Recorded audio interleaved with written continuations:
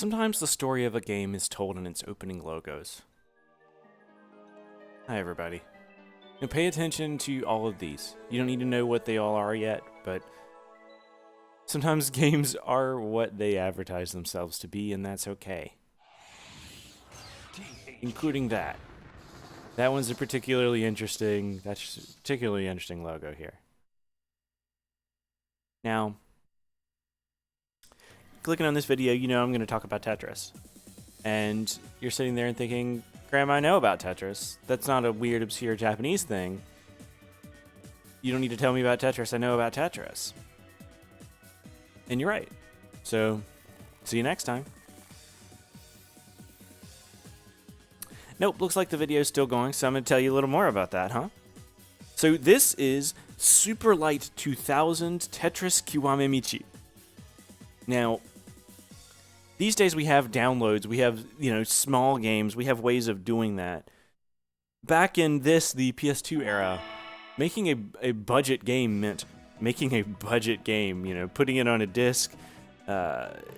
We had weirder ways of doing it in the West, but in Japan they were really straightforward about it. They'd put it in, basically plain white boxes that say, hey, this thing costs 2,000 yen, this thing costs like 20, 25 bucks, and it's Tetris, and here it is.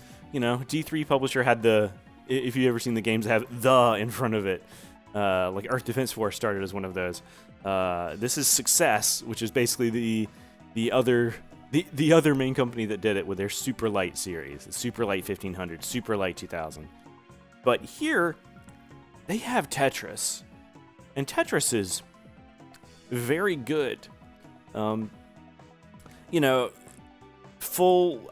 still love full retail versions of puzzle games that we get now, but it's harder to find, because they're puzzle games that have not a lot of modes and things like that. It's like, well, I can't justify selling that for 60 or 50. And these days they wouldn't put this on a disc. But there's kind of a lot of stuff here for a budget game. So I'm just gonna jump in and start playing Tetris because I love Tetris. But there's kind of a lot here. Now, it's the presentation is very stripped back.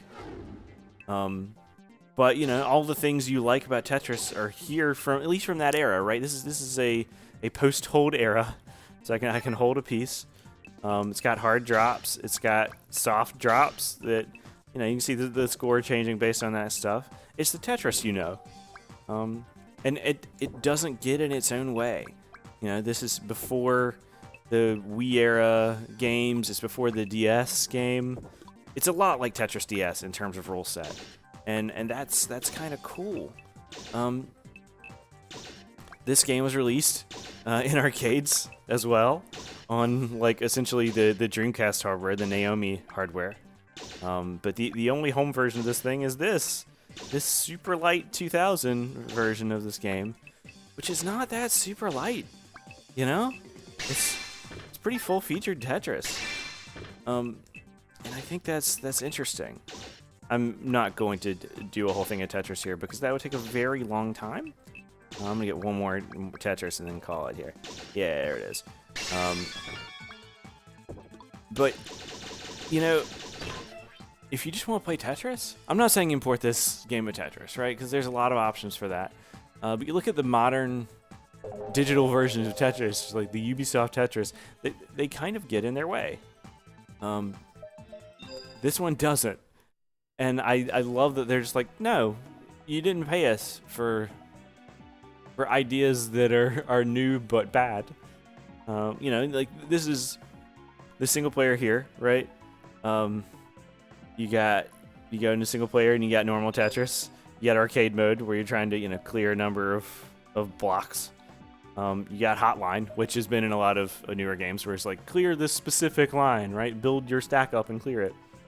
And Level Star is kind of interesting, but generally speaking, you got your start level. It gets out of its way in a way that reminds me of the Game Boy games. But it's a little more comfortable in that because it's PS2 era.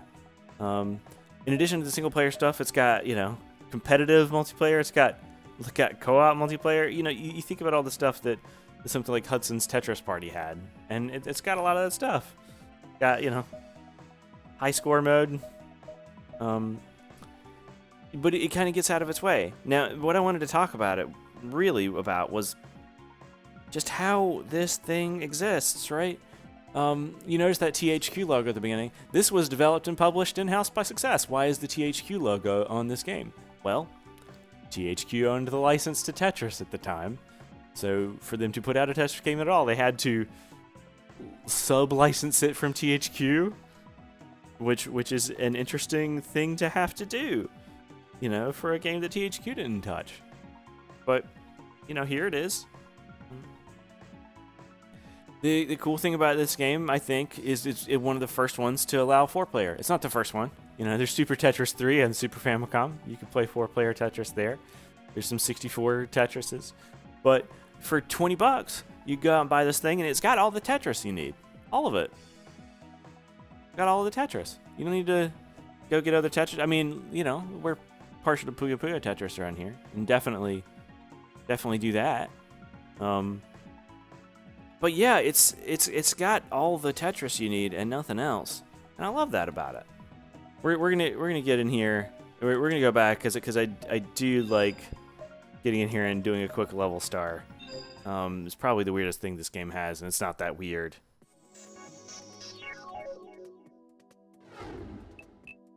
But you know, I like when projects have, you know, the correct ambitions for what they're trying to do. You know, the aforementioned THQ was out making Tetris Worlds, and when I was a kid I played a bunch of Tetris Worlds, but it didn't need the worlds. The worlds weren't a great idea, so maybe a game that doesn't try that is better, right? Because it knows that it shouldn't do that.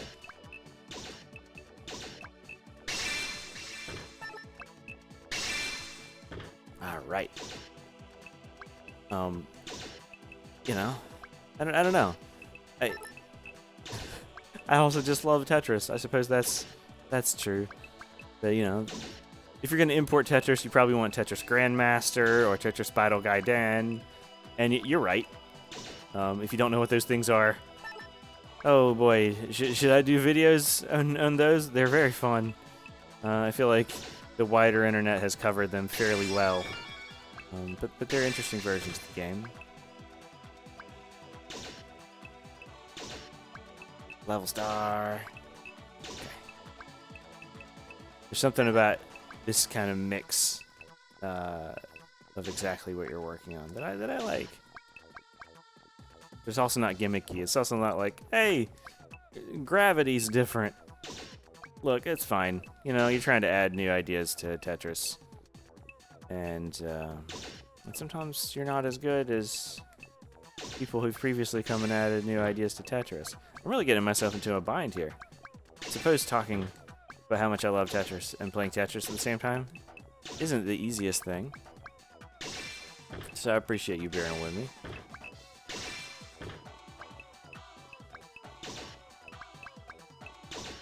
But I can dig myself out of this hole here. I just wanted to show you this thing because it's a strange little product. It really is. But I like its ambitions. I don't know if there's any other like budget games that you really like. Budget games tend to get a bad rap, right? Like they don't have the money behind them. They don't have the feature set. I think this one has a feature set, but you know, people don't go out and talk about, oh yeah, my favorite game was this game I got for $10.